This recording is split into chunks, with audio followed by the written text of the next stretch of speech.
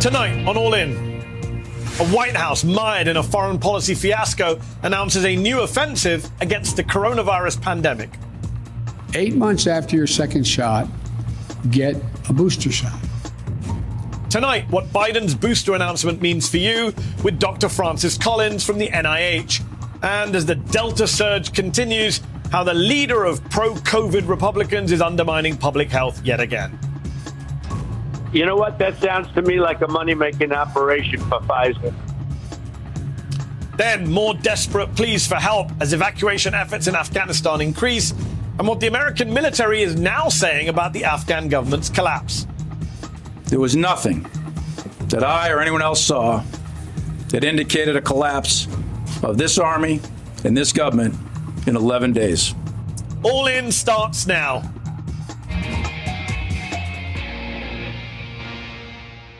Good evening from Washington, D.C. I'm Mehdi Hassan in for Chris Hayes.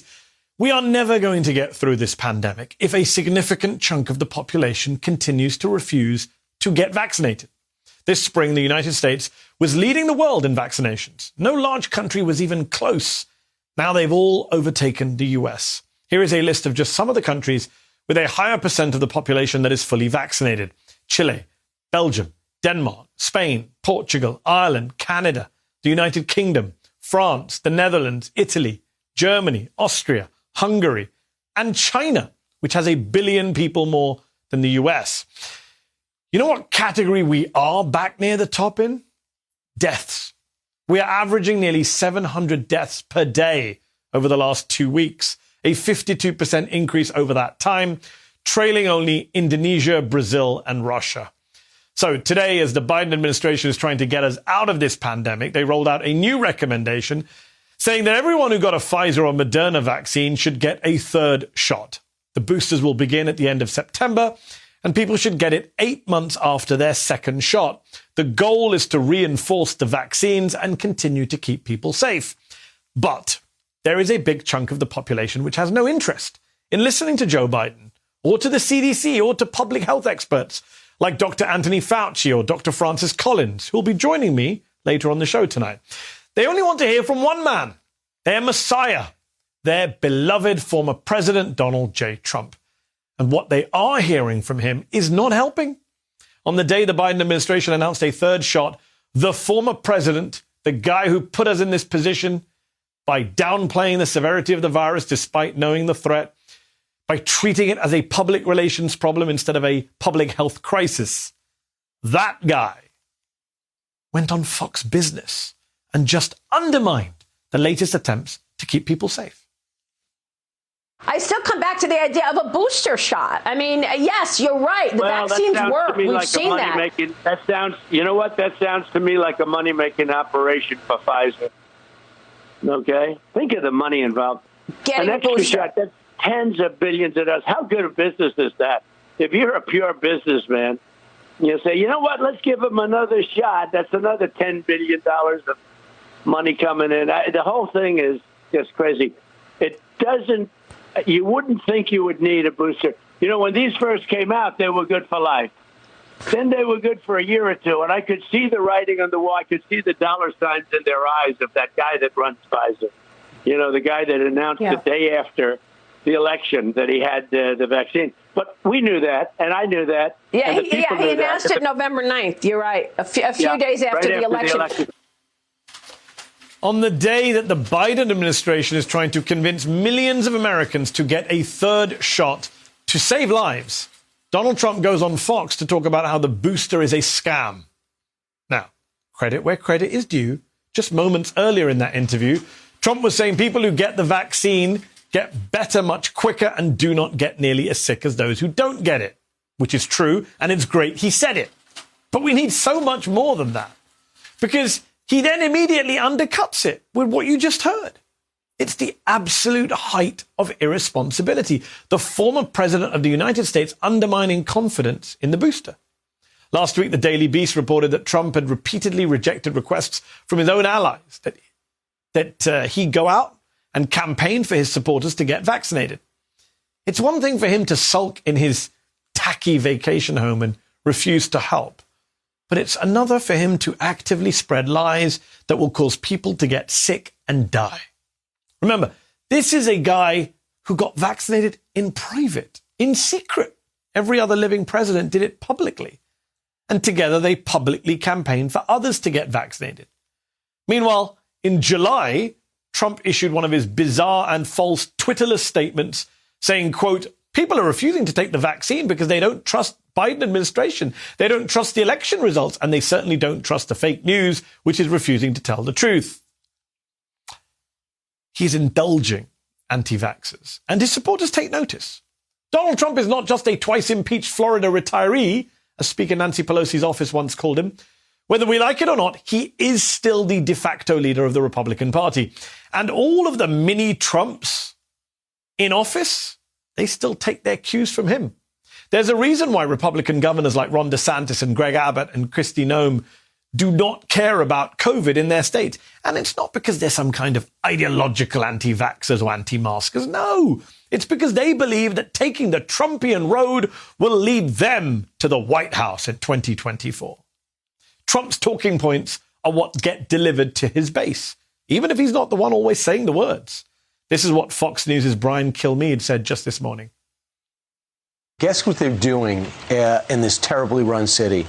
They are deciding you can't go to plays, you can't go to movies, you can't go to bars, you can't go to restaurants, you can't go to gyms, can't go to anything unless you have your vaccination card, right, which takes $1 to make a knockoff card. If you have the antibodies, and what if you can't get the vaccination? You have to shelter in place now, like an American in Afghanistan?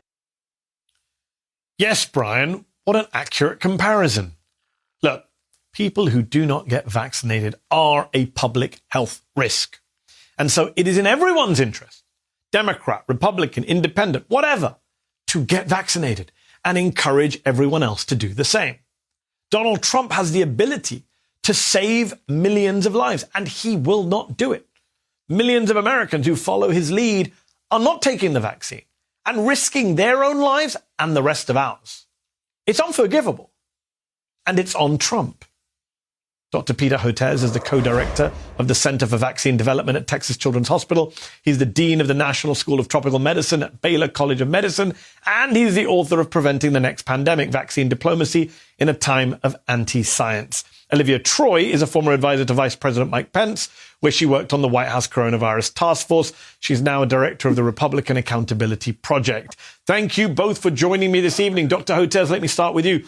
Tell me about this new booster shot that Trump thinks is a scam. Why do we need it, and why are we finding out about it now?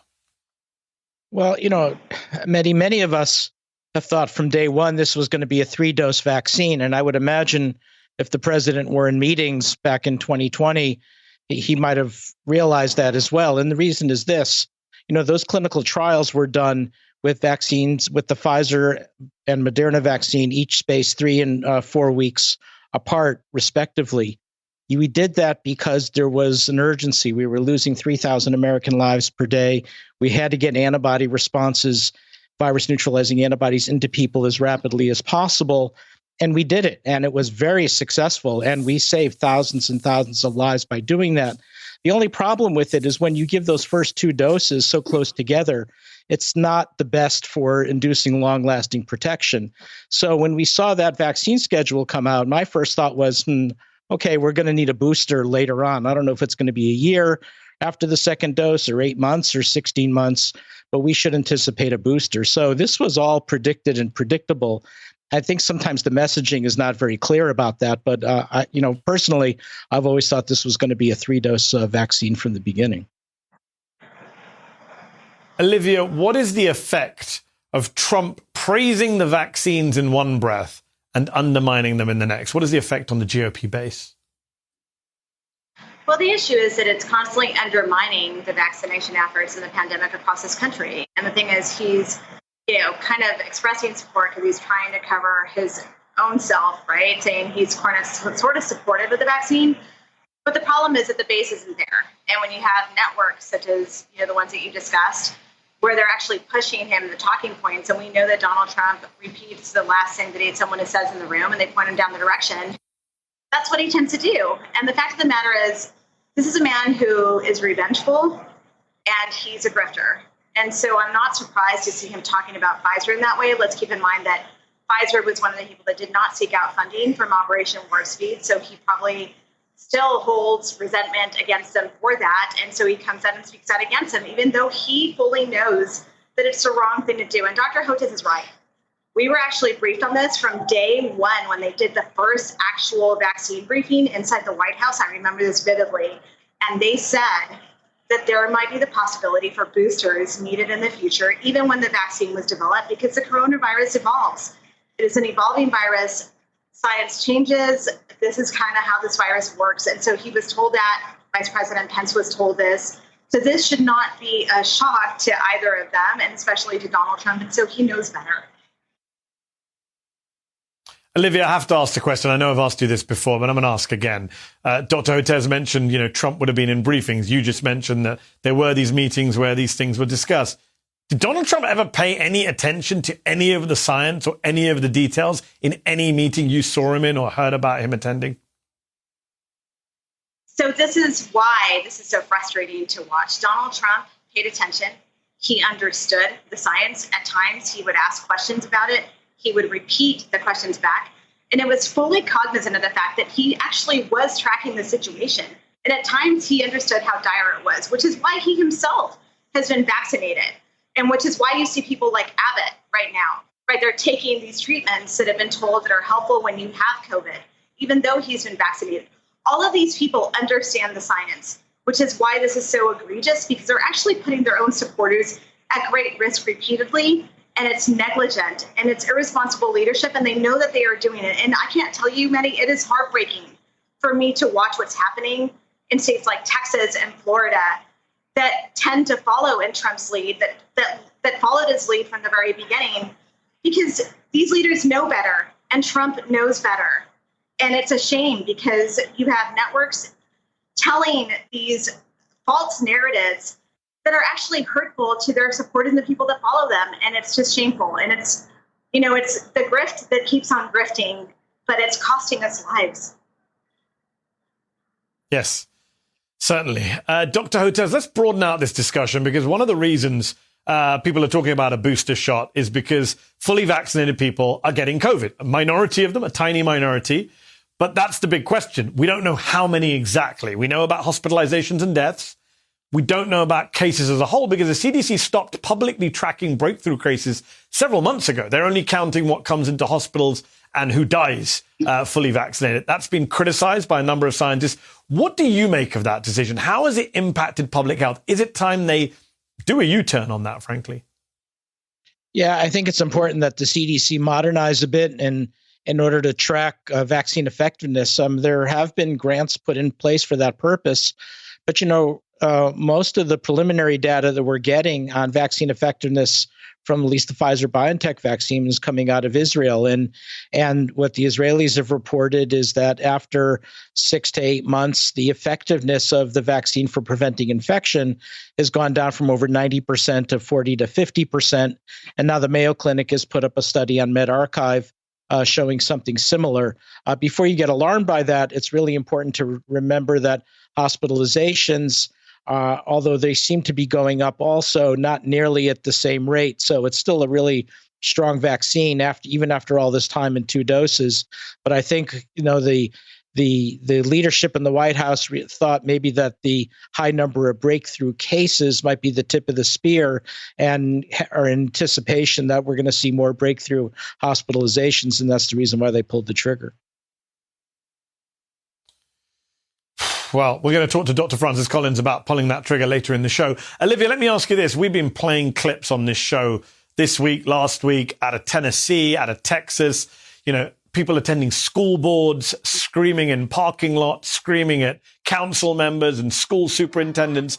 When you look at the behavior of Abbott and DeSantis, when you look at the behavior of people like that on screen, what has happened to the Republican Party and the conservative movement in this country? Because this is not about small government or low taxes or even, pro-life protests outside abortion clinics.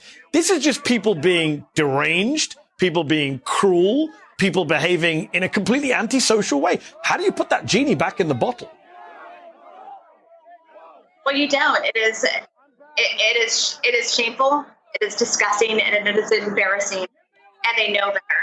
But I think that what they've decided that this is where the base is, decided to pander to this base of the more extreme views and this behavior that encourages violence and that encourages divisiveness across the country. And it's absolutely disgraceful. And, there's no other way around it. But I have to say this. I think that what they're doing is they're driving voters away from the Republican Party, because a lot of voters out there are not okay with what's happening. You're putting children at risk. You're creating divisiveness on a virus that really shouldn't be dividing us as a country. We should be uniting against a virus. The virus is the enemy, not each other. And the sooner they quickly realize it, the better, but they won't, because this is where they've decided that, where the fundraising is, and this is where they think the support is. And that's really unfortunate. The fundraising. Astonishing. Appreciate you speaking out. Olivia Troy, Dr. Peter Hotez, thank you both for your time tonight. Thank you. Desperation in Afghanistan as people try to flee the Taliban. Could it all have been prevented? Next, just how long do we have to get people out? Plus my interview with an Afghan woman who escaped just in time, but whose family are still trapped. Don't go anywhere. We'll be right back.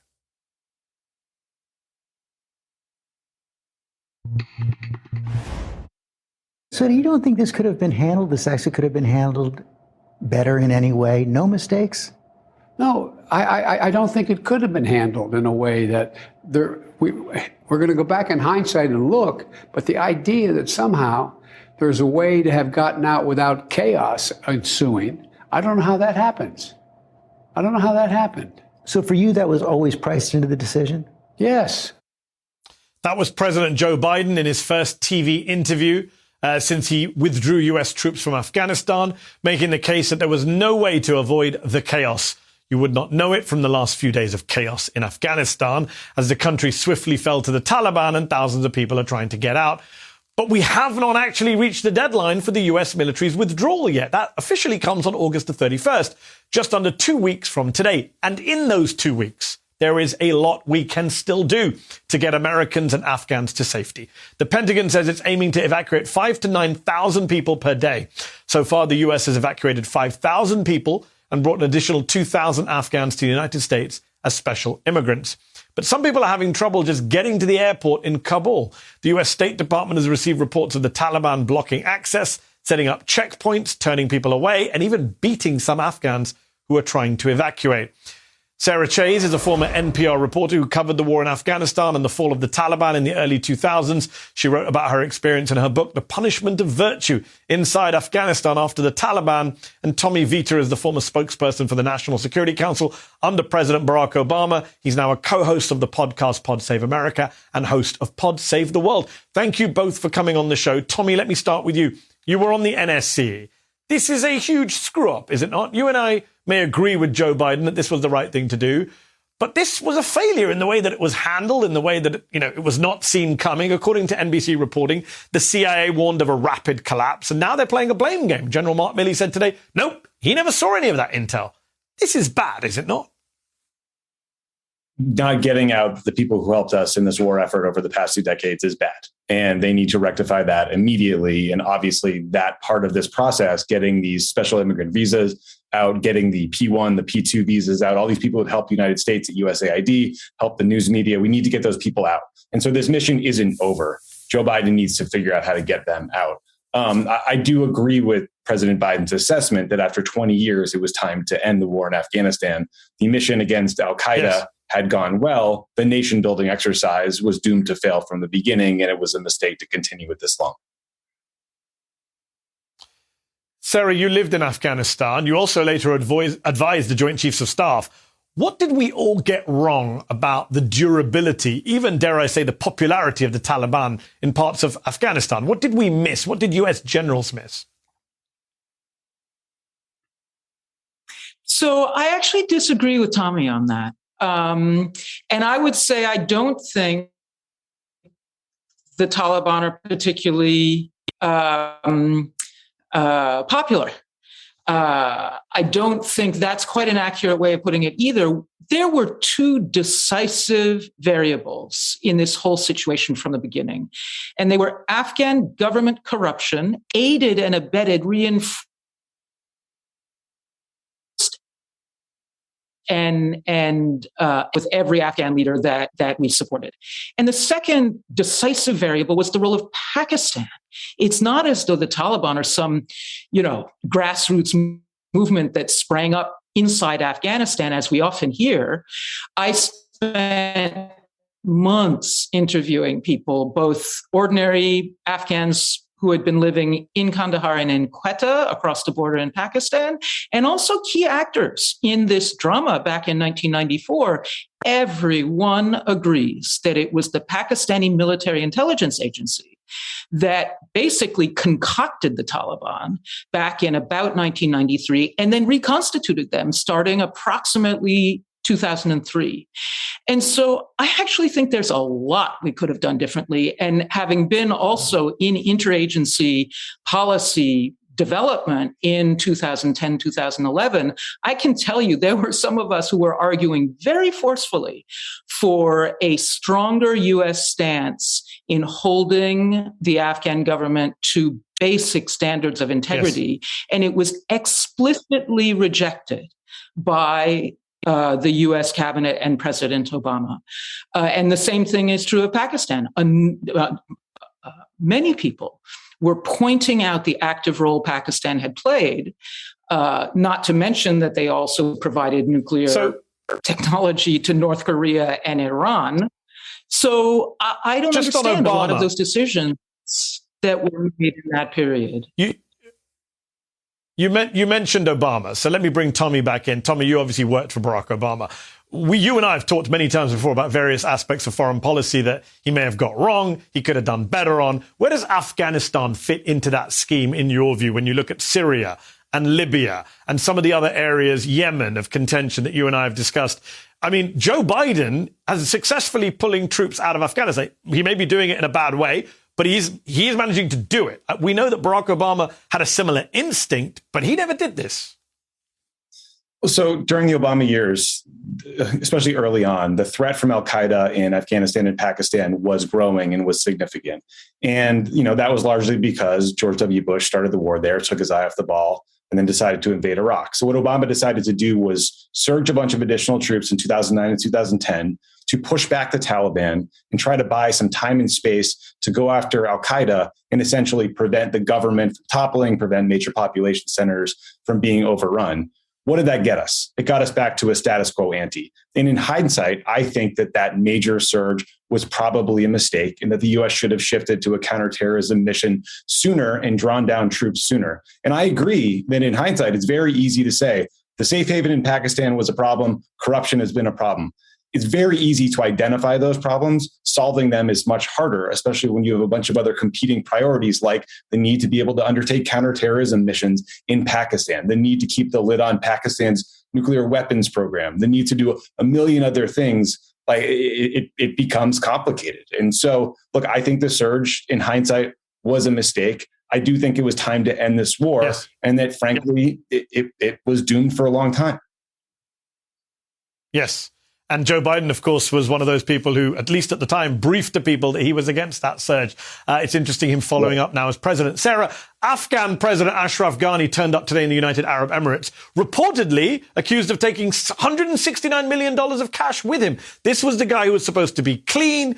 He was the guy who was going to fix Afghanistan, the technocrat, the economist. And it looks like he may have just been as corrupt as everyone before him. We talk a lot about the Afghan military's faults. But how much is Afghan political leadership over 20 years to blame for this debacle now? Afghan political leadership and the incentive structure that the United States and many of its international allies put in place. We set up an incentive structure that rewarded the most corrupt. And again, I beg to differ with you, Tommy. A lot of us, it's not in hindsight, a lot of us had been talking about Pakistan and corruption for years. That interagency process, no easy answers. Easy to do there were track changes. There were track changes. Sorry? I think that what was lacking were the solutions. It's not that there weren't like ideas in white papers. I'm sorry, Tommy. The number of extremely explicit governance campaign plans that were put forward. I mean, with most likely, most dangerous mitigation strategies for what might go wrong. I can think of 3 or 4 that were submitted and frankly died in the national security staff. So I think there's a bit of disingenuousness here. And again, I have had no, I want to say, sympathy for corrupt Afghan officials. But on the other hand, let's just take a look. I feel like we're in a hall of mirrors today. Look at the McMansions in the massive neighborhoods around Washington where contractors and government officials live after having promulgated failed policies. And then we call the Afghan government it is truly failing government. Horrific to see. Sarah, we're out of time. I do want to give Tommy 20 seconds since you made a couple of jabs there. We're out of time, but Tommy, 20 seconds, last word. Listen, I would just say that white papers and plans in Washington and the Situation Room have bumped up against the reality in Afghanistan and Pakistan for 20 years. And the smartest people writing the smartest white papers have not managed to fix the problems. I don't think it was a lack of trying. I don't think it was a lack of good ideas. I think it was time to end this mission. Don't you tell me as a speechwriter what realities are on the ground. I wish we had more time. In Afghanistan. Give me a break. I mean, seriously. I wish we had more time for this discussion, but we don't. I appreciate you both coming on the show and making your views very forcefully. Sarah Chase, Tommy Vita, thank you both for your insights tonight. Appreciate it. Next, the ongoing human tragedy in Afghanistan. I'll talk to a woman who just arrived in America a few days ago, but whose family back home in Afghanistan still trapped in a living nightmare.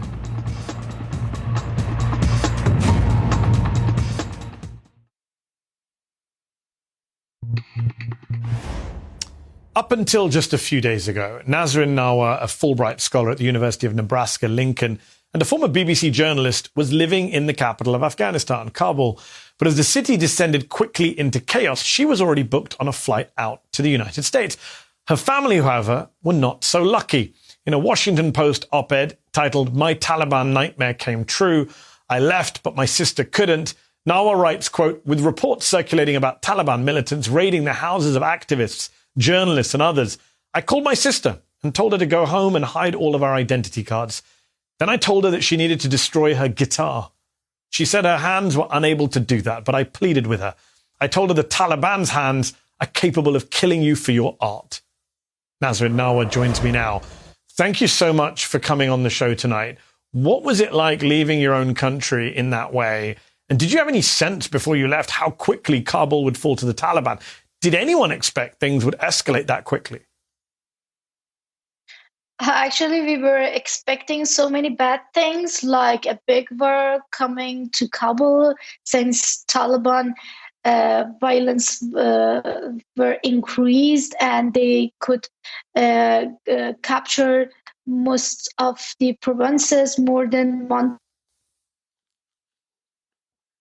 of the provinces. But seriously, honestly, we're not predicting that in a blink, Taliban can take the whole power in the country. So we were trying to get ready for something bad, but not this. Are you still in contact with your family in Kabul? When was the last time you spoke to your sister?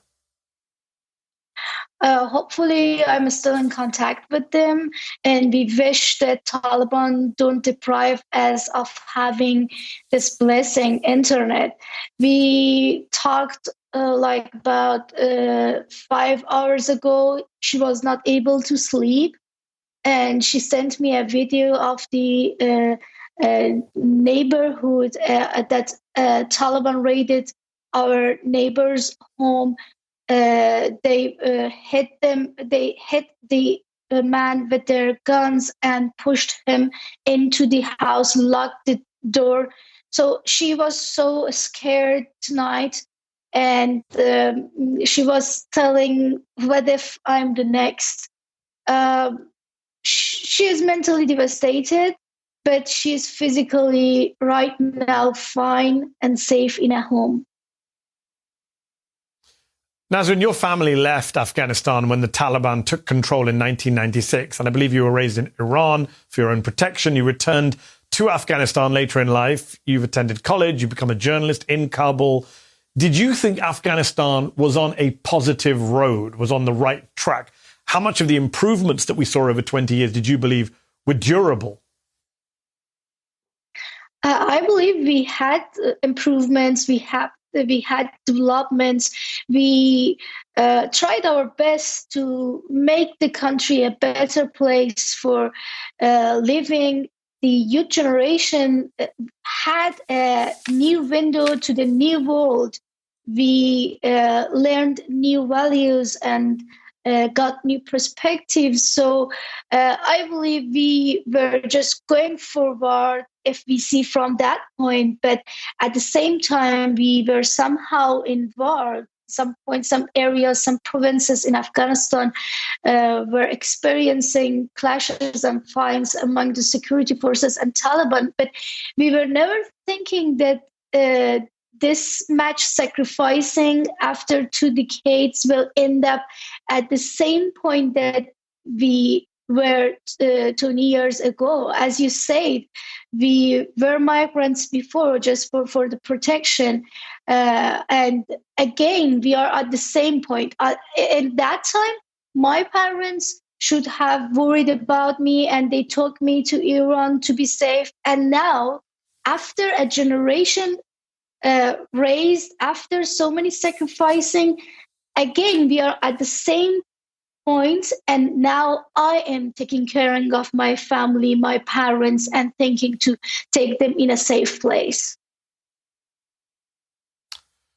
We'll have to leave it there. Nazrin Nawar, thank you so much for coming on the show tonight to talk to us. And I do hope your family, and in particular sister, are safe and well. Appreciate it.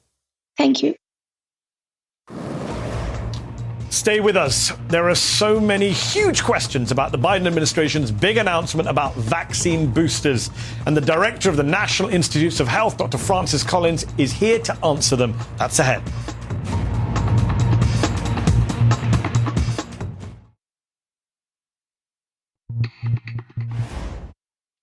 Texas Governor Greg Abbott is trying to do anything and everything he can to stop people from wearing masks, even as he himself tested positive for COVID this week. So now local officials are trying to figure out how to protect ordinary Texans. Last week, we reported on how Dallas County Judge Clay Jenkins fought Abbott's mask mandate ban in court and signed an order requiring masks to be worn inside schools and businesses in the county. That order was put on hold just days later by the Texas Supreme Court, a panel of all Republicans. In response, Dallas Superintendent Michael Hinojosa announced his school district would enforce a mask mandate. Michael Hinojosa was on this program Monday saying he would enforce masking unless specifically ordered by a court to stop. Now, another Texas school district is finding its own way to protect students by using the school's dress code. It's a dress code which already includes no hats or sunglasses, no house slippers or noisy footwear. It mandates that girls' tops must fall at least 1 inch below the waist, whether standing or sitting. Boys' shirts that fall below the bottom of the buttocks must be tucked in. This district, like a lot of others, I would imagine, is very explicit about what you can put on your body in the name of decorum and hygiene. And so it seems like a no-brainer to just add masks to the dress code. As they put it, for health reasons, masks are currently required for all employees and students to mitigate flu, cold, pandemic, and any other communicable diseases. In announcing the change, the district basically told the governor to back off, writing the Texas governor does not have the authority to usurp the Board of Trustees' exclusive power and duty to govern and oversee the management of the public schools of the district. Nothing in the governor's executive order states he has suspended Chapter 11 of the Texas Education Code, and therefore the board has elected to amend its dress code consistent with its statutory authority. All this begs the question, though. What have we come to as a country when nearly 630,000 people have died from a deadly disease, and the tried and tested method to prevent that disease from spreading is wearing a mask? And because the Republican governor of a state, for some inexplicable reason, does not want to, quote unquote, force masks, a small covering on your face, to save lives, schools have had to come up with these bizarre outside-the-box solutions. The dress code. Is there any more damning indictment of how parts of America have lost their collective minds? Now, as top health officials are recommending a third booster shot, one of the top public health officials in the country, Dr. Francis Collins, director of the National Institutes of Health, joins us to discuss next. You do not want to miss it.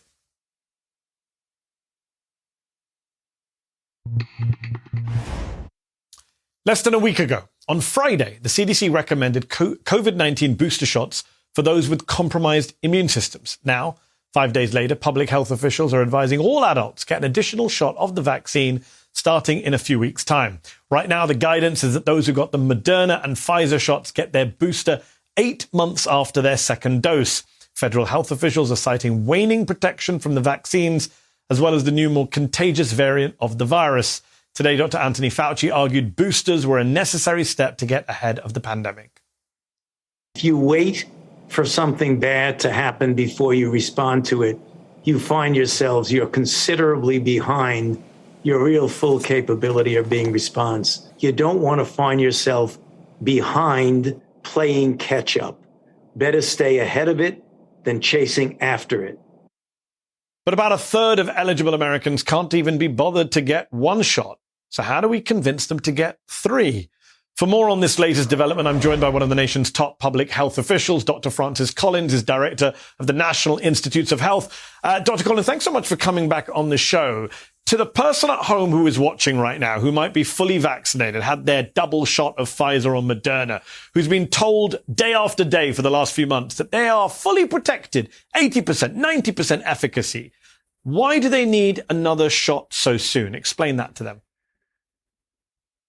I'd be glad to try. Yes, they are fully protected against severe disease or hospitalization because the vaccines are working well so far in that situation, even against this really nasty Delta variant.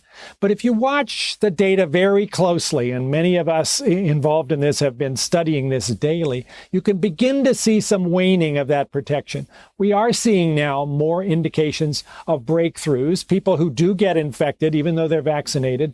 The vast, vast majority of them do not get very sick. They have some symptoms, perhaps. They don't end up in the hospital. But when you look at the data over the last 3 or 4 weeks, as Delta has really taken hold, and when you look at other places like Israel, you can begin to see that we're on a path where maybe in another month or two, we're going to start to see potential of people getting more sick than they have been so far. So maybe you could say we're a little ahead of the curve. But maybe if we waited, we'd be a little behind the curve. It's like Dr. Fauci just said, it's a little bit of a Goldilocks moment. Where do you want to put down your bets?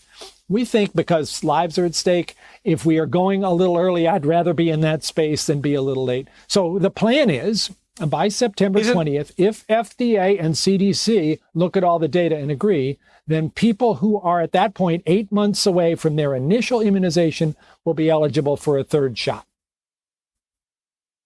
Isn't the problem, Dr. Collins, you mentioned data, but we don't have all the data when it comes to breakthrough infections, in particular with vaccinated individuals, because the CDC, for some bizarre reason back in May, stopped collecting data or stopped publishing. Maybe they're still collecting, they didn't tell us, data on the number of breakthrough cases which don't result in hospitalization or death. They said they were only going to carry on publishing data on hospitalizations and deaths among fully vaccinated people. Many scientists, including Dr. Peter Hotez, who I spoke to at the top of this show, say that was a mistake. We need to see the data. We need to understand fully what is going on. Would you urge the CDC tonight to really publish, collect, count all of that data so we know the full picture on breakthrough cases?